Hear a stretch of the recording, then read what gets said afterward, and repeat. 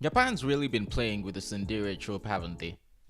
Can you imagine the sheer, bone-crushing, life-draining horror that would descend upon you if you realized your crush could hear your every private thought about them? Like, just imagine it. No, not the part where they call the police. Well, Alya sometimes hides her feelings in Russia and is basically a slow build-up to that revelation, and I'm sure it will be just even more hilarious than the male MC imagines. The female MC, Alya, or Alisa according to this intro. Alya is a half Russian girl who... Okay, do I even need to tell you she's the most popular girl in school with top grades who everyone adores?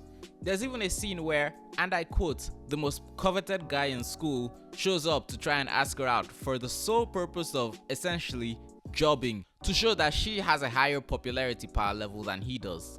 She speaks Russian and sometimes says what she's thinking in the language no one else at her school understands. The male MC is Kuze.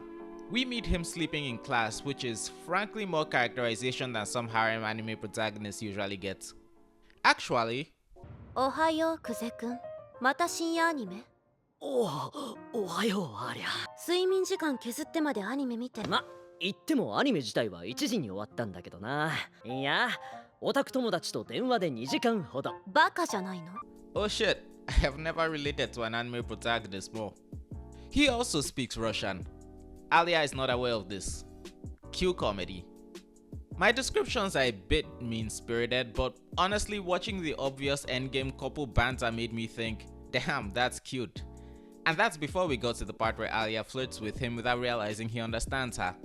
The casual banter in this show is actually pretty good, all things considered. I wouldn't exactly say it's realistic so much as it just makes me want to see more of the characters, which is probably more valuable than realism. Actually, the back and forth between the characters is so good, I find myself wondering why harem anime continues to do this thing where they pretend the obvious winner isn't the obvious winner and go along their day. Her name is in the title, which is literally a description of her. Sorry Yuki, you're adorable, but as we all know, the childhood friend never wins. You know, I'm curious, what's the greatest example of this girl is obviously going to win you've ever seen in a harem comedy? Tell me in the comments. I swear I've seen this exact character in 3 different anime. You may wonder why Kuze can speak Russian. What did bitch sensei say again? To learn grammar, you've got to see how it works in the real world, like a full immersion course in a foreign language. Take a lover that speaks it and you can't miss. Alright, he had a crush on a girl who spoke Russian when he was younger. Is the twist gonna be that it's the girl who's currently flirting with him? It feels so obvious that it loops around being too obvious to be true and lands back on being obviously true. Hey, who put this picture here? I mean, he can't even remember her name.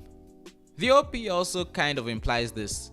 Also, the OP is beautiful, look at this animation. And the ED is a banger too. If there's one thing that worries me about this anime, it's the question of how it's gonna handle the whole secret crush that isn't really much of a secret thing. How long can this story possibly last before Kuze goes, you know, maybe I should actually address all of this that's happening? Oh, am I kidding? It could go on forever.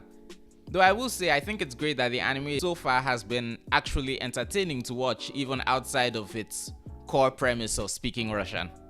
So, besides all that, is there anything of note for me to talk about? Anything at all? I guess not. I suppose all I can really say is, I will watch your career with great interest. If you'll be joining me, tell me down in the comments below, and while you're down there, don't forget to hit the like button and subscribe for more content. Thank you, and good day.